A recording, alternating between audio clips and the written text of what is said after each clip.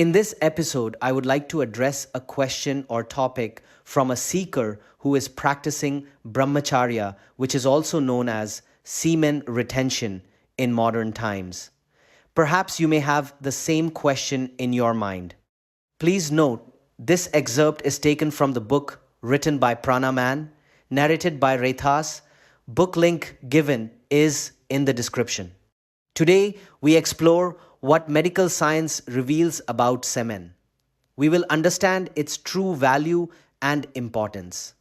This knowledge will change how you see your life force.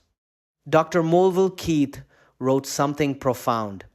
He said, "This seed is marrow for your bones. It is food for your brain. It is oil for your joints. It is sweetness for your breath." If you are a man, you should never lose a drop. Not until you are fully 30 years of age. After that, only to have a child. That child shall be blessed by heaven. They will be an inmate of the kingdom of heaven. This happens by being born again. Let us now look at what modern medicine tells us. Dr. Edwin Flatto wrote a paper in March 2005. He explains what seminal fluid actually contains. The seminal fluid is a viscid proteinaceous fluid. It is composed of secretory products from several glands. These include the testes, epididymis, seminal vesicles, prostate gland, and Cowper's gland. This fluid is incredibly rich in nutrients. It contains potassium, iron, lecithin, and vitamin E. It has protease, spermine, albumin, and phosphorus. Calcium and other organic minerals are present. Many vitamins are also included. An average ejaculation measures 2 to 5 cubic centimeters. This small amount contains 200 million to 500 million sperm. Think about this number for a moment. Each one of these millions of sperm carries 23 chromosomes. They carry split chromosomes and prostaglandins. They contain genes, electricity, and all the vitamins needed. They have all the enzymes and minerals necessary, all this to create another human being. The testicles are not just a factory manufacturing sperm. They also produce male hormones called androgens. Testosterone is one example. Here is something important. If not ejaculated, these hormones go directly into the bloodstream. They are carried to every part of your body. They stimulate the pituitary gland. They stimulate the creative centers of the brain. Semen is not a substance to be wasted lightly. The faster you use it, the more your body must produce it. Your bloodstream takes raw materials from every part of your body. This includes your brain. These materials are transported to the gonads. They replace the spent resources. Scientists have analyzed both brain cells and semen. They discovered great similarities. Both are very high in phosphorus. Both contain high amounts of sodium, magnesium, and chlorine. The sex glands and brain cells are intimately connected physiologically. However, they are adversaries in one sense. They both compete for the same nutritional elements. They draw from the identical bloodstream. The brain and the sexual organs are competitors. They use the same bodily energy and nutrition. In other words, semen contains the life force. This life force alone has the power to create another life. When a man indulges in the sexual act, something profound happens. He is giving a portion of his very life. He does this to produce another life. Such is the gravity of one ejaculation. Such is the seriousness. Such is the divinity. Such is the importance. Would any of us play a sport that puts our very lives on the line? Would we be interested in pole vaulting a high voltage electricity transmission power line? No, we would not. Using sex for entertainment accounts for just that. Electricity is meant to be safely used. It should ease our life. It should not be experimented with. By using sex for pleasure, man is wasting something precious. He is wasting the greatest power within him. Medical research indicates something fascinating. Semen, the spine, and the brain are interconnected. Semen has the same constituents as the spine and brain. To a large extent, it is a derivative of the cerebrospinal fluid. Those who conserve and transmute semen gain remarkable benefits. They will not suffer from joint pains, they will not have backaches, they will not face spinal problems. They will not develop bone-related disorders.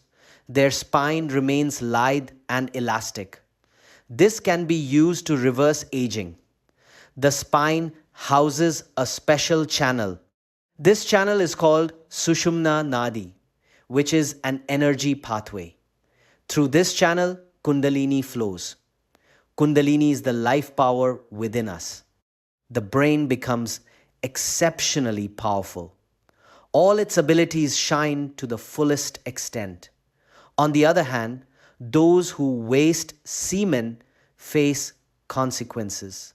They will eventually suffer from health problems. Joint pains will come. The spine will deteriorate. Bone disorders will develop. Memory becomes poor. Mental exhaustion sets in. Eyesight becomes poor. Innumerable diseases appear. Hindu scriptures state something remarkable.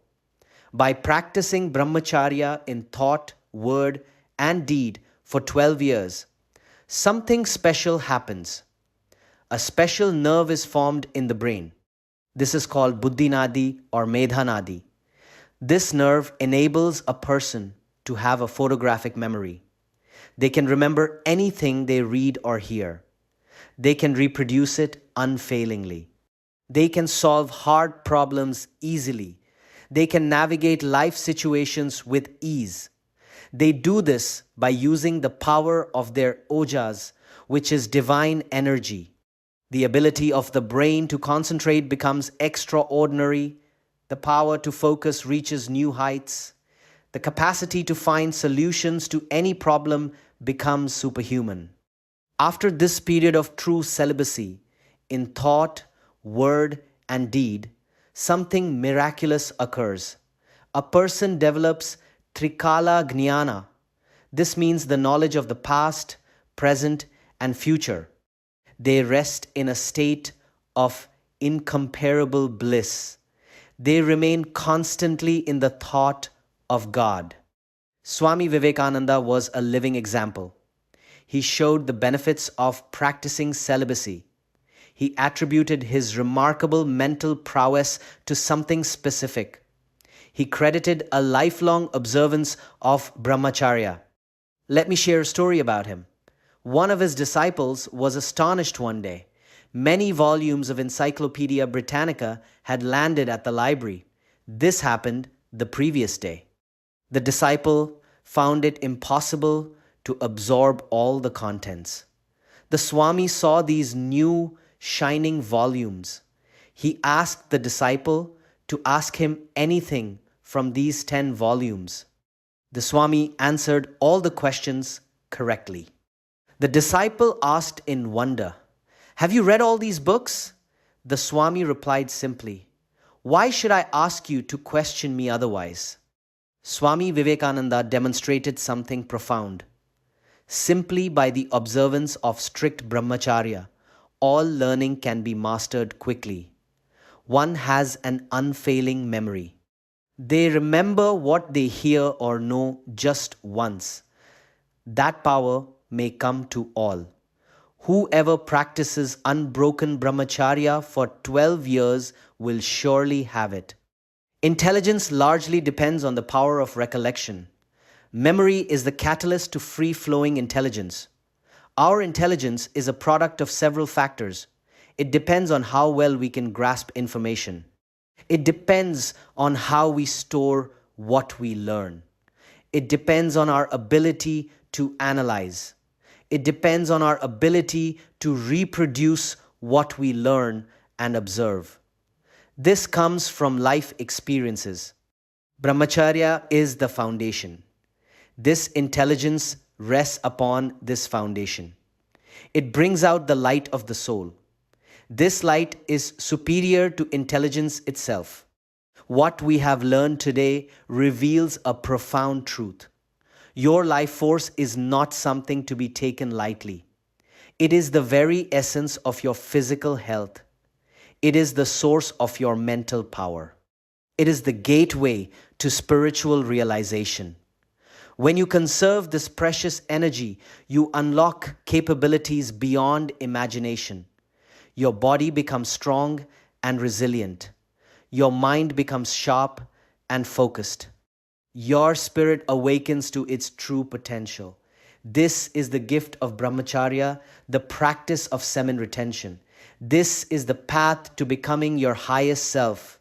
Thank you for listening, and thank you for your time.